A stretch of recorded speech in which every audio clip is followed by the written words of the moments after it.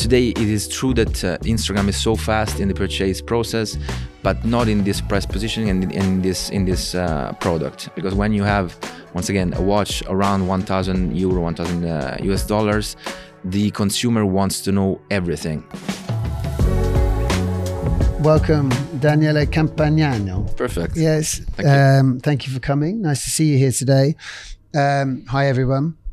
So, Daniele, you're the CEO of Trematic, which I'm now wearing, which I hope you will let me keep. So thank you for coming. So this event is a product development event. And we've been doing it for 12 years. And one of the areas that we've never really engaged in a meaningful way is the luxury space. And I think we have lots of enterprise brands here, and I think that there's an expectation that the narrative that they need to commit to is very different to luxury. And that's why I thought it would be very interesting to talk to you. But so I'd love to find out more about Trematic, how you got into it, how you took on the brand. So it'd be great for everybody to understand a bit more about your journey, if you're happy to share that. Sure. So I'm into, let's say, watch business thanks to my grandfather, because my parents used to work all day long. So when I was a kid, together with my brother, we was grown up by my grandfather. And he was a small collector. At that time, of course, many of the people in Italy, but also in other countries, used to have their small desks where they were repairing with their tools their own watches. It was not an expensive collection. It was a normal, simple collection. But let's say that he transferred his passion of wristwatches to myself and to my brother. I had my path, of course, with studies, and I started working actually in an entrepreneurial association here in Italy, so a different path. But at a certain point, I decided that, okay, if I have to do something 8 hours per day, I need to do it with something that is moving something in me, because, of course, it was not easy to do something that it was not involving my passion. So I started to search for jobs in the watchmaking, and I find a company in Bologna here in Italy that was actually doing a project in the field, and I've developed this project for them for 5 years.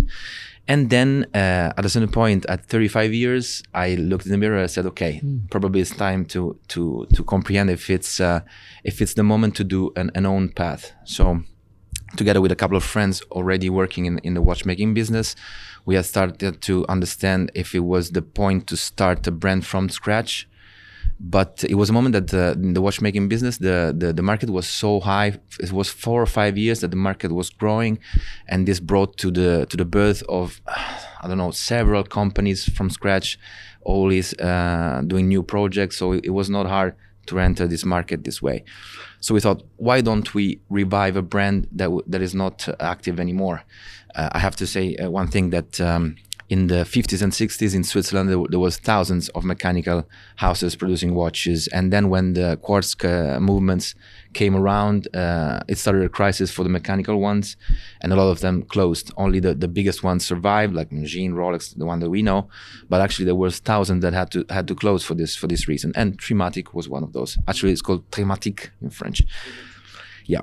And so when we started to understand what brand to revive from the past, I have opened, let's say, the wardrobe with a collection of my grandfather that, of course, passed to me after he passed. And I remember that he was talking to me about this brand in particular because he found it so well built, well constructed, high quality watches at affordable prices.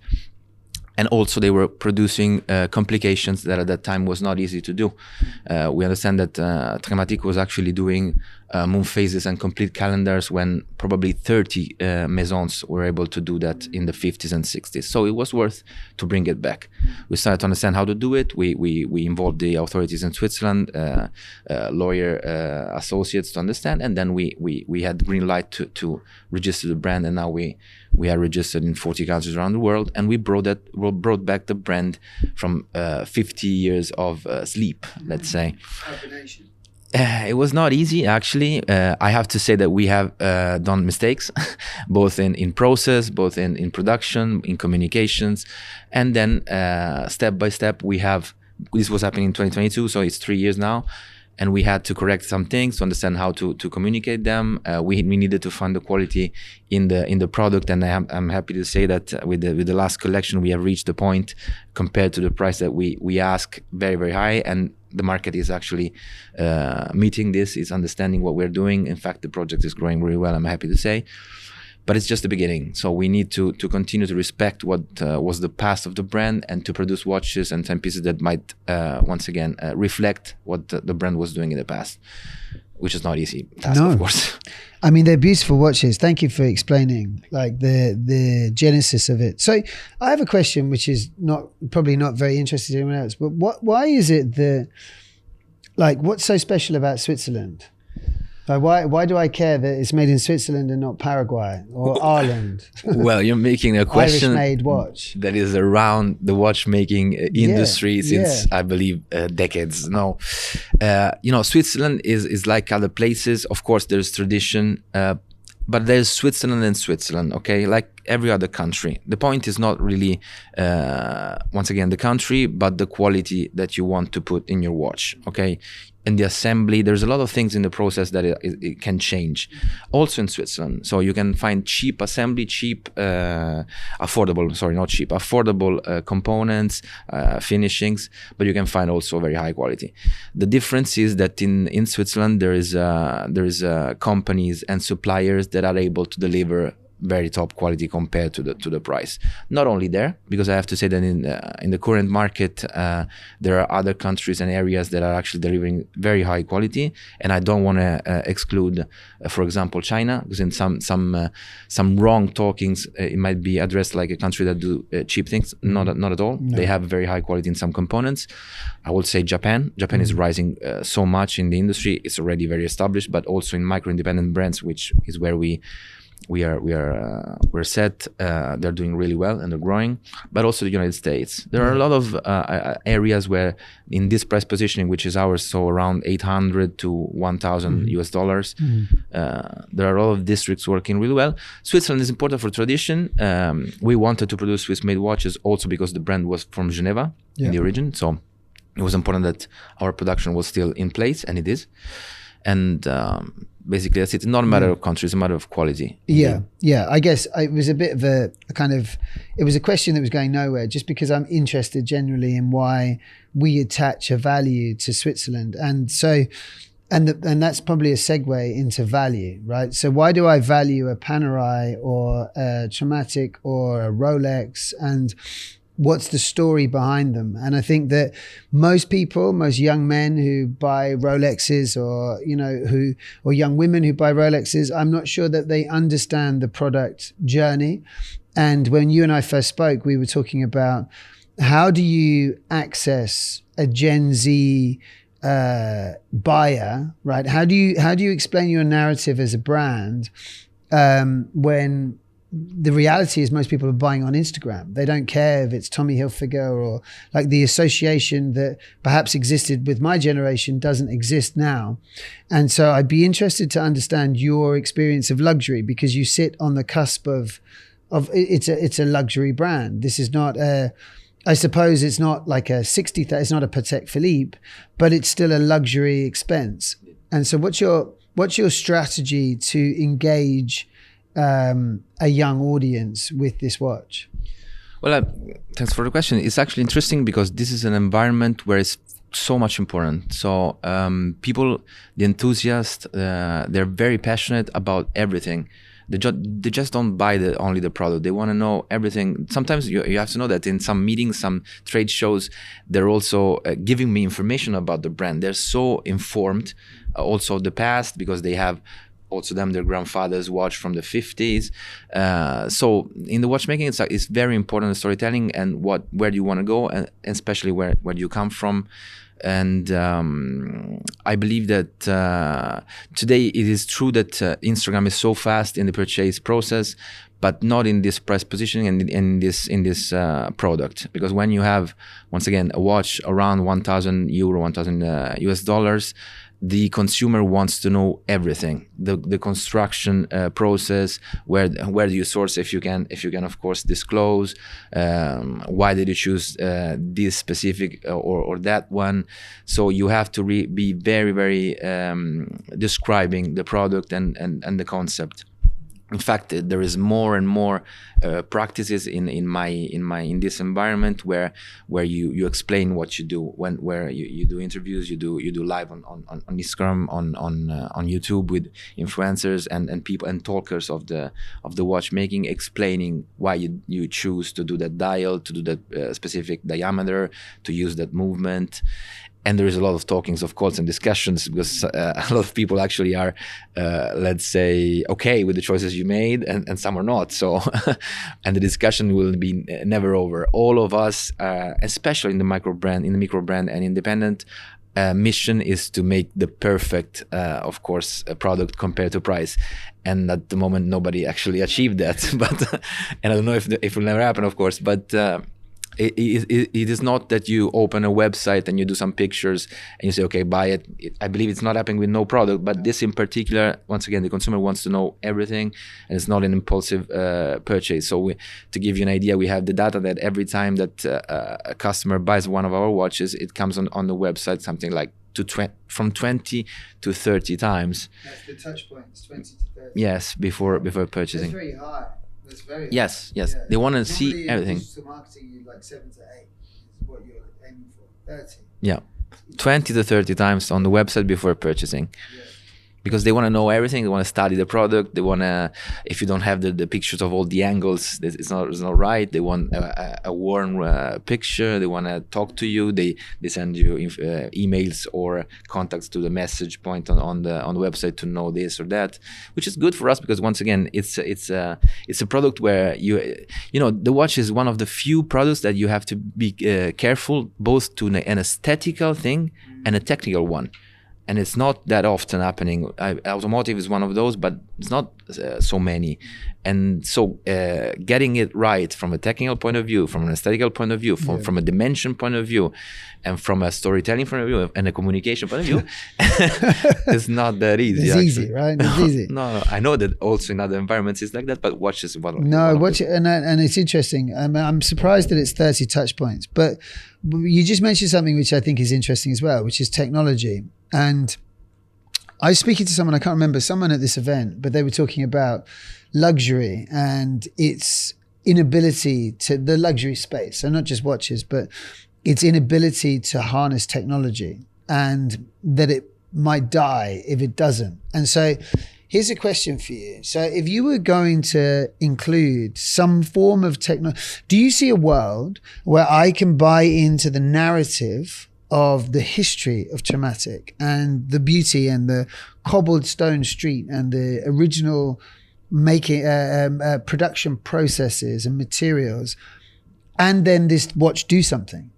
Like, do you see a world where there's some symbiosis between tech and luxury? Like there's some sort of utility? So like some sort of technology in here. So maybe it's tap to pay, or I know it sounds ridiculous. No. It sounds ridiculous, but I don't see anybody in the luxury watch space offering utility. It's seen as this sort of functional fitness watch, sort of athleisure domain. But I would also say that I'm asking the question: is there a space for technology?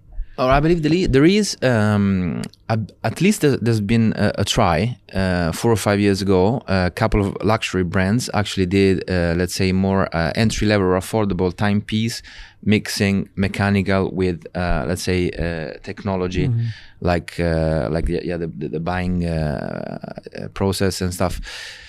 It didn't really work actually, but because it's the same thing. You wear it on your wrist, but it actually accomplish a completely different target. So mechanical wristwatches today are not useful to anything. But once again, you see the hour. It's jewelry. Yeah, really, it's completely. It's like a motorcycle. Okay, you don't need. Okay, it brings you somewhere, but you can go with other things that are more comfortable, probably.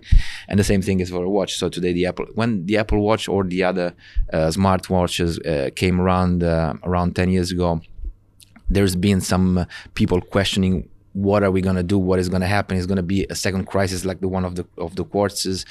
It didn't really happen because they had acquiring the wearable, the smartwatches, their own share of the market.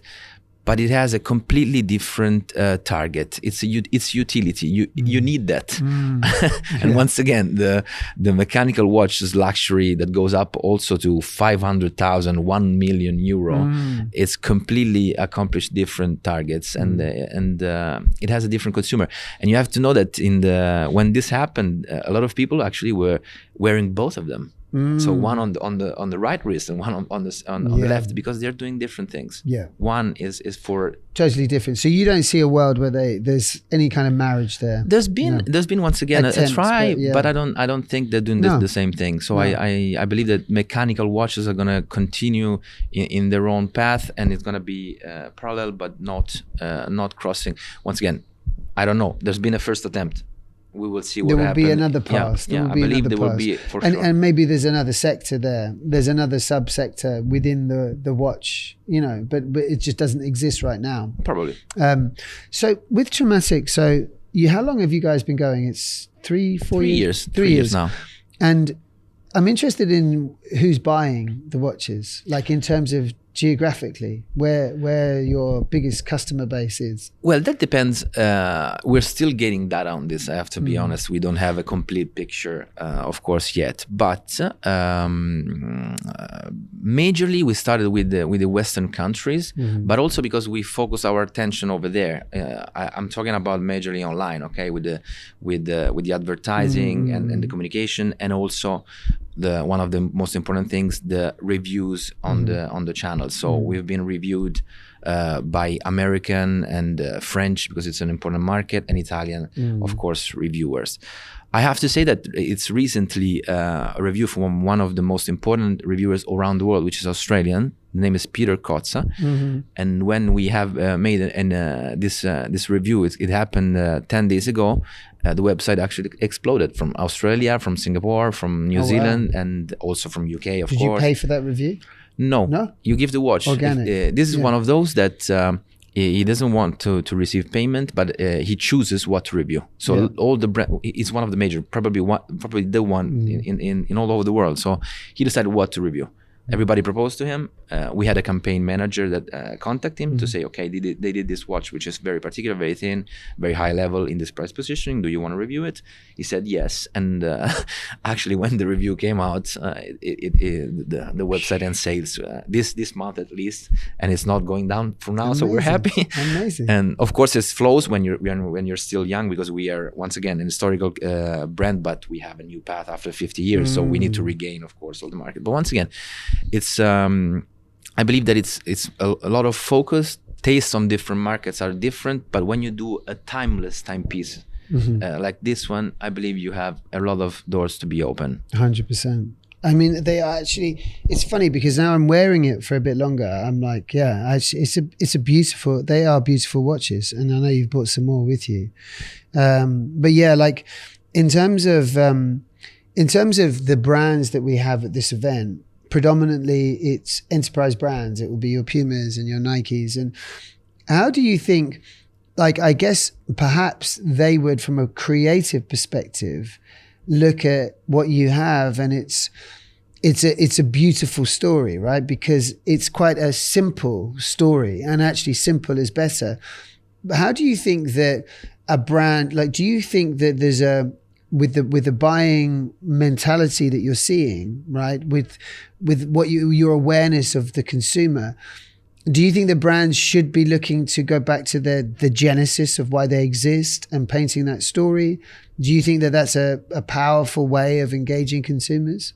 Yes, for sure. Yeah. In fact, it was when we started this project, we said, okay, in order to respect the brand, we start with new watches, new designs, vintage inspired, of course, because the brand is from 1950s, but we do it new. Because before, to do a watch that the brand used to manufacture in the past, we need to reach the quality that might respect what was the product in the past. In fact, the collection that we are discussing right now is the third that we're making, because we wanted to achieve quality and to respect what was the product in the past.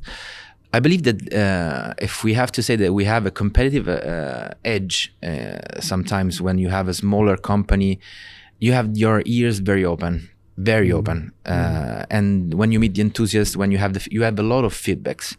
I would say it's like a very pull approach. Okay, so I believe that biggest company, of course, have studies, listen to the customers, but at a certain point they have to mix a lot of information and they do a product a bit more push. Okay, they say like Rolex can do it because they will sell anyways. Okay, but they say, okay, this is the watch for this year, and have it. And we join do the waiting list. We do the join the waiting list and wait, and probably you have it, which is a great strategy, by the way. No, our approach is completely different. We try to listen to every single potential buyer or consumer that we have, because they give you a lot of information, and our mission is really respecting, once again, what we do and what we think is right, to interpret what they give to us and to give them what they need. So and you can see this if you go on blogs, on information points regarding independent micro brand watches of micro brand watchmakers. You see that people is happy when we accomplish what we can do. So listen, and that's the focus really. It's interesting because when I first spoke with you, I can't remember when we first chatted, but I said Christopher Ward because I knew it was a UK brand. But the fact that it's called, obviously I'm from Ireland, I live in the UK, but the fact that it's called Christopher Ward, for me, makes it feel less valuable straight away, because it's an English name, it's English made. And I watched the marketing and they look like beautiful watches, but because it's made in England, and this is why I asked you about what's so special about Switzerland, because somehow it's ingrained in me that it's more valuable if it's from Switzerland, and I don't know why. No, it's because it's branding of like Made in Italy. Since we're here, so Made in Italy is a brand nowadays, and you think and you perceive that it reflects, of course, quality. Is it true? It's true in some areas. Of course, it's not in others. So Italians are good in furnishing, in fashion, but not in all the areas. And Switzerland, once again, is famous for that. But for instance, you're mentioning Christopher Ward. Christopher Ward is producing and assembling in UK, but usually and often they use Swiss movements. So once again, they avoid to assemble in Switzerland because that is a cost, and they know for the pull approach from their consumers that they don't need it. Okay, they say, okay, the movement is important, but you don't need to assemble in Switzerland. We don't see an added value on that. So Christopher Ward is using Swiss-made movements, but it's not assembling in Switzerland because they believe and they know, actually, because today is not more a micro-independence. Christopher Ward is now a reality in watchmaking. They know that they just need the movements. They don't need the assembly. I believe this is my interpretation. I don't have that, of course. No. But I think I would agree with that.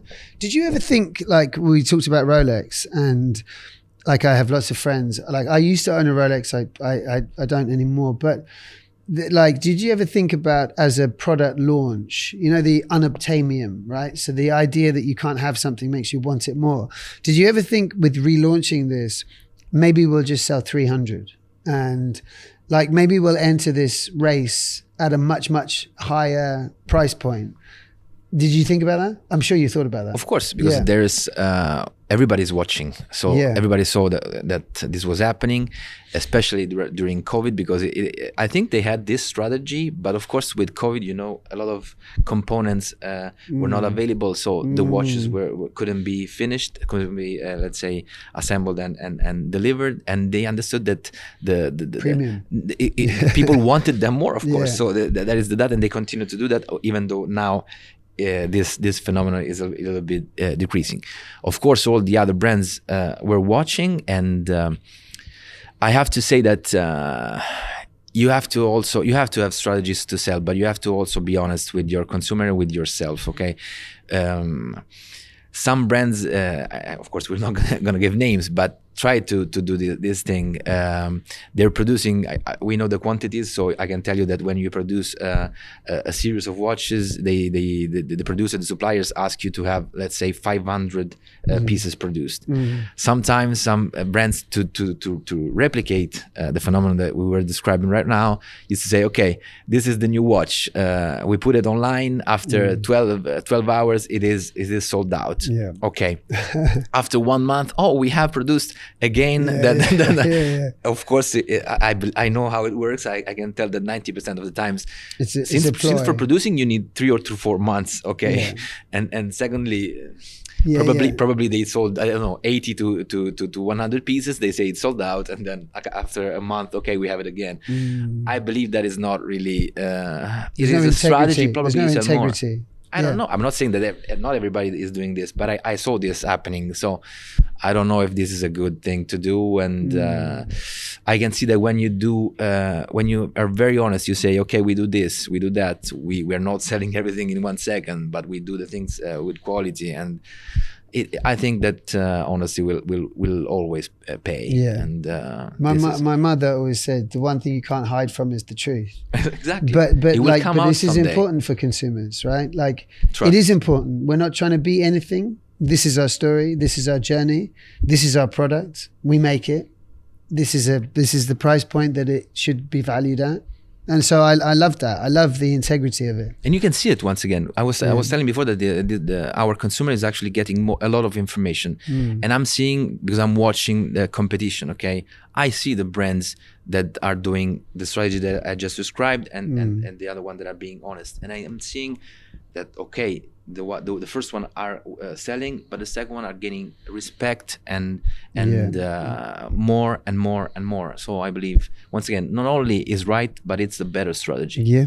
No, I love that. And as I say, it's integrity. So we have some people live here. I don't know if anyone has any questions or anything they'd like to ask Daniele.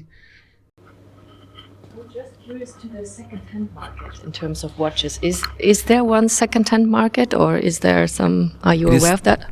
It is starting to have, yes. Once again, I was saying that we are producing 300 to 500 pieces per collection, and we are at our third collection, so we don't have huge pieces around. But since now I was saying that things are getting better, we're starting to see a second-hand market, and you need to see it. You need to observe what's happening. But yes, because once again, this is a product that people collect, and the collectors want to have, but also to change. So you will see it. And you said one thing very important. In fact, also we were talking about Rolex. Rolex is actually doing trying to control the second market, which is you need to quality needs to stay high still. Yeah, indeed. In fact, once again, I was saying before that we tried to reach the better quality possible, and also to confirm this, we are one of the few brands that is giving 5 years international warranty. You have to know that in this price positioning, everybody is giving 2 years. But this is a communication moment, of course, but also to confirm that we are very sure with the quality we deliver. Also because the watch, a mechanical watch, needs to be working really, I don't want to say forever, but forever, because if you if you service it in the proper way, if you have good movements inside, not only Swiss, but the Swiss movements are of course good, the watch can really be passed to your son, to your grandson. So you will see of course the second market, because this is not a product with an obsolescence fast. So I think it's just more difficult if you have an old Prada dress or whatever. You can take proper care of it. You can bring it to the laundry, whatever. But if you have a watch, how can you just still have a stable quality? For me in person, I could never do anything. I have an old Omega watch. I love it. It's not working any longer. I send it back to Omega. They said it's about €1,000 to make it happen again, because the parts are not available. So it's, for an end consumer, it's far more difficult to this is happening quality. because of the fact that also the big brands didn't understand that this need to be taken care also in the next years. This won't happen again. because I'm sure about that. In the last 20 to 25 years, also the big brands are keeping the spare parts of all the models that they have. Of course, it's not easy to understand in that moment how many spare parts you're gonna need for the next 30 to 40 years. And you, as a company, you are allowed to say after 30 years, I don't have the spare parts. It's not the best thing ever, but in fact, a lot of companies actually wanted to use movements, for instance, that the spare parts gonna be available really for the next 50 years. I want to give you an example. In my company, we're using a Salita movement, which is a company from Switzerland that's producing movements since, I believe, 50 years, and the movement is always the same because you don't need to change much. You will improve some things, but let's say that the core mechanical will remain that, and you will find the spare parts, I believe, also in the next 30 to 40 years. And that's very important, once again, because it's a collectible product. So your son or your daughter or the other heirs will gonna want to keep it, also because the affection they have probably to you, and they want to keep something. I will keep the watches of my grandfather. I try to keep them serviced. One thing important is that every 5 to 6 years you service them, you change the oils, and you try to not break the components. That's basically it. Of course, it will not happen on every watch, and it's not easy to happen everywhere, but this is basically the thing. Thank you. Thank you.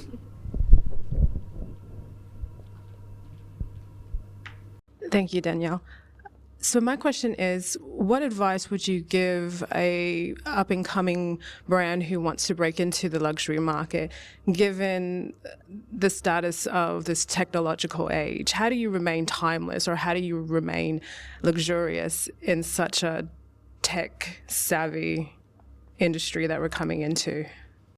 Well, it's not easy, and I have to say that once again, not only in this environment but also in others, I believe the preparation phase and stage, even though if you are excited to start, it needs to last, because you need to study a lot. In the watches particular, once again, because as I was saying before, not only aesthetics is important, but also technique is important. So the study phase need to last, because you need to really reach all the information possible, and you will start that you didn't because I'm still learning. I'm a passionate since I was really a kid, as I was saying, with my grandfather, and I work in this environment since 12 years now, and I still get new informations, even technical or the environment in general, every single day.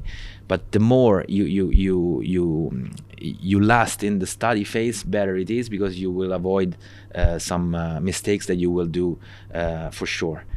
Once again, and you have to continue doing that. So to give you an heads up, I'm here doing this fantastic interview, and I've spent already today probably 1 hour watching what was happening in the field this morning, because you need to understand the trends, you need to understand who's working well, what is happening.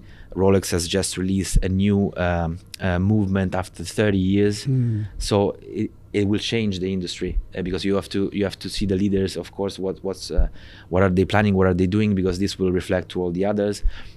The colors of the dial they have launched, it will last for at least 1 year, also in the other producers. So yeah, I think it's just really a matter of attention and study. But if in the watches in particular, the people that actually are producers, 90% more are all enthusiasts and passionate. They do the same. They study every day, and they watch every day what the other brands are doing, and what is the possible added value that you can give, or idea that you can have to do better than the others, because this is a competition. It has to be fair, but this is a competition. One area, just to jump in on that, on the tech side, that, in the diamond sector, obviously there's not counterfeit, but lab grown diamonds, and they're indistinguishable from real diamonds. And in the luxury watch space, I think there's lots of counterfeits that are almost indistinguishable, a lot of them made in China.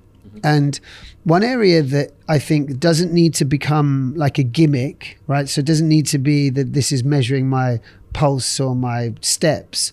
But one area of tech that could be interesting, I think, for luxury watches is blockchain for authenticity.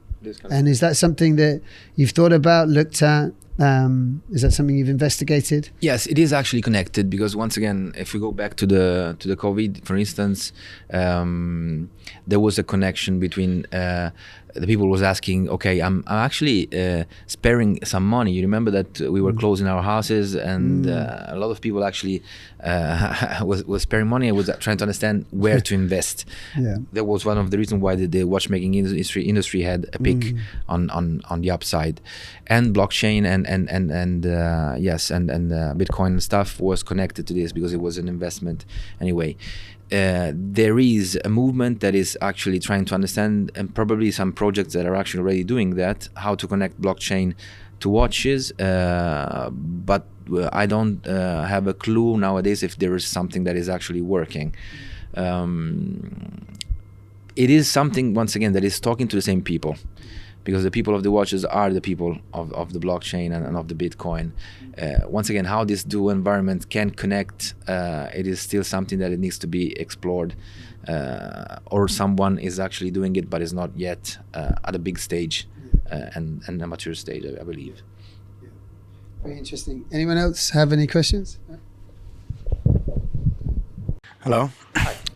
My question is, in reviving a heritage brand, at what point would you consider kind of exploring new design, and at what point do you imagine you feel re-established enough to approach, new designs across your company? Well, I believe that here is a matter of visions. So there is some revived brands, because it's been happening. There are a lot nowadays of revived brands, and they chose completely different path. And I believe in the middle of this, which is what we are doing, we continue to do. So some of the brands are actually doing the same identical things of before, just bringing it back today. You will have your market, but at a certain point that will stop, in my opinion, because the tutors will say, okay, fine, I have my grandfather watch on one hand, and now the same identical with 2 years warranty, new, and it's fantastic. But at a certain point, they will ask for something more, and you will have to do it, because otherwise you're gonna stop. On the other hand, I believe that there are some brands that are not respecting, but not really connecting to what was the past, and that's wrong anyways. Because in my opinion, once again, I don't want to say that it's wrong path for everyone, but if you revive a brand, you have to be connected in some way, values, aesthetical choices, technical ones.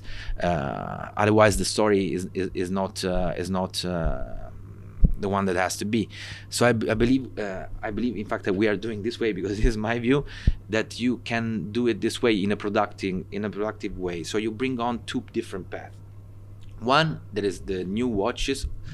In my opinion, they have to be anyways vintage inspired if it's a vintage brand, and we're actually doing so. This is one production way, and the other one, which is the one that we are talking right now, which is the one that we have just produced, is the archive one. So if you're lucky that the brand you're reviving has a good production in the past, and I have to say that this brand has it, and I'm happy to say it, you will have a lot of things to be rediscovered and also reinterpreted. Okay, so for instance, this watch that is called Archivio 1, a reference 502, in the past was a 36 millimeter diameter, so a little bit smaller.